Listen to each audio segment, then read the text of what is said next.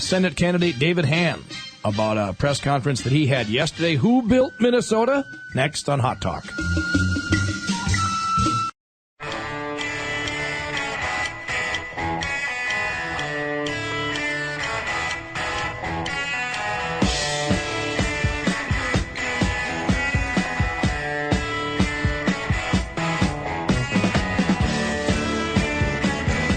Talk with the Ox on this Wednesday, big Wednesday. We have 3 of our state representatives testifying before the U.S. House Oversight Committee right now on Minnesota fraud, etc. Walter Hudson just making a great opening statement, I thought, about the systemic, if you will, problem that we have in Minnesota. Careers are being made for just helping people maximize their dependence on government programs. Wow. Successes are measured by how many more people are on the programs rather than how many people have been lifted off the programs because of the programs, which we were told was the purpose of the programs in the first place, right? Shouldn't it be? Wow. This could be really interesting as it goes along. We'll see how the back and forth goes. We'll bring you to that here shortly in Washington. Before we do that, though, we have a fellow who's looking to go to Washington, D.C., at least for a few days a week, as our next U.S. Senator, David Hann. Welcome back to Hot Talk with the Ox, sir. Well, thank you for having me. Good to join you again. Yeah, it's always a pleasure. And forgive me, I didn't get to your press conference yesterday. I assume you had it as was scheduled. But yes, we did. And I want to hear about that. And when I first saw you pushing back on Peggy Flanagan for what she said, I thought was just, I'm so grateful that somebody is sticking up, if you will, for Minnesotans who actually built this state. But first of all, I'll let you kind of just give me the opening salvo here, the one sheet on the press conference yesterday, sir. Sure. Yes. Well, we, as we all know, Governor Walz finally got the message that he had lost the confidence of the people of Minnesota, not just Republicans, but everybody. And he could no longer govern effectively, and so he's decided that he is going to not seek election to a third term. He unfortunately is not going to resign. I think he should resign because I think he's not effective, and I don't think he can be. So that happened, and we thought that since the governor and lieutenant governor are elected as a ticket, they take the same oath. They are both bound to uphold the laws of the state of Minnesota. And this fraud is really a function of the governor and the lieutenant governor failing to follow the law, failing to execute the laws as they're duty-bound to do so. They just, as you mentioned a few minutes ago, they were more interested in handing out money rather than making sure that the money was being spent for the purposes it was allocated for. And that's a problem. So we had a little press conference yesterday. It was well attended by the media folks. And we said, it's time for Peggy Flanagan to resign. It's time for Peggy Flanagan to cease her campaign. She absolutely has responsibility. She's taken no steps, has not even acknowledged that she's had any responsibility for this fraud, and she certainly does not deserve to be given a promotion by the people of Minnesota and sent off to Washington to oversee the federal checkbook, which is much, much bigger. And there is a problem in the federal edifice, if you will, on this whole welfare establishment, as you pointed out. This is a problem. It's been growing since the 60s when Lyndon Johnson began this thing. It's become a permanent dependency. I think of the DFL as no longer stands for farmer labor. It stands for Dependency for Life. They're the Dependency for Life party. We've got to change that. Amen to that. You're absolutely right. They measure success. And by the way, Joe Biden, during the Biden administration, actually did measure success based on how many more people were on food stamps. That was a badge of honor. He publicly said that. Well, and this is what's so bad about this is when these programs were started under the war on poverty and so forth, one of the first programs was TANF, temporary aid for needy families.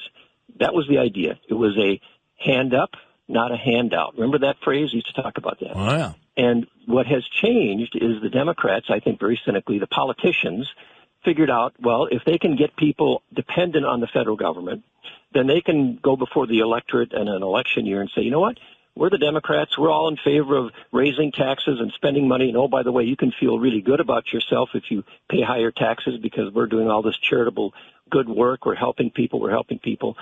And they will get the votes, and they will keep handing out the money. And the fraud, to me, is a function of that mentality. They weren't really too much concerned about who got helped. They were more concerned to make sure the money went out the door. And that's the criteria by which they gauge success. If you're in the bureaucracy and you get people off your program, what happens? Your job goes away. You don't want to do that. You want to keep handing out the money. And we've seen this for years. When I was in the state Senate, we would see this every year. The education bill would come by, and they would raise the spending on education.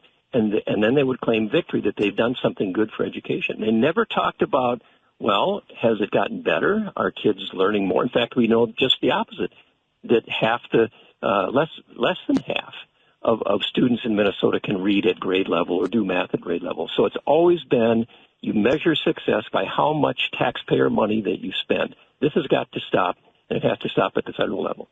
Yeah, absolutely. And that's one of the things that is, I think, going overlooked, if you will, understated, underemphasized. And I'm to the point that I'm not even fully sure of the percentage, but this fraud in Minnesota, a lot of this, if not most of it, if not dang near all of it, is actually federal money that the state is responsible for.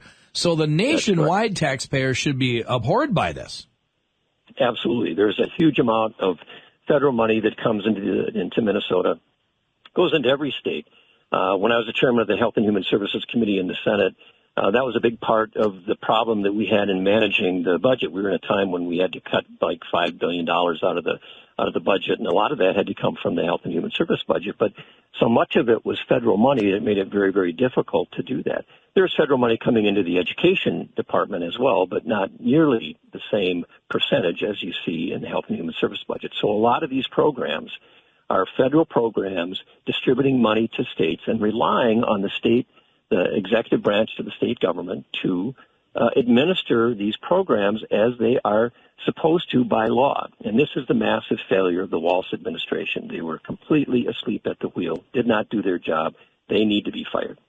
Yep, that at a minimum, right? And potentially criminal. As we learn more and more, we'll see where it goes. But I agree, both. If the governor's complicit, the lieutenant governor should be as well.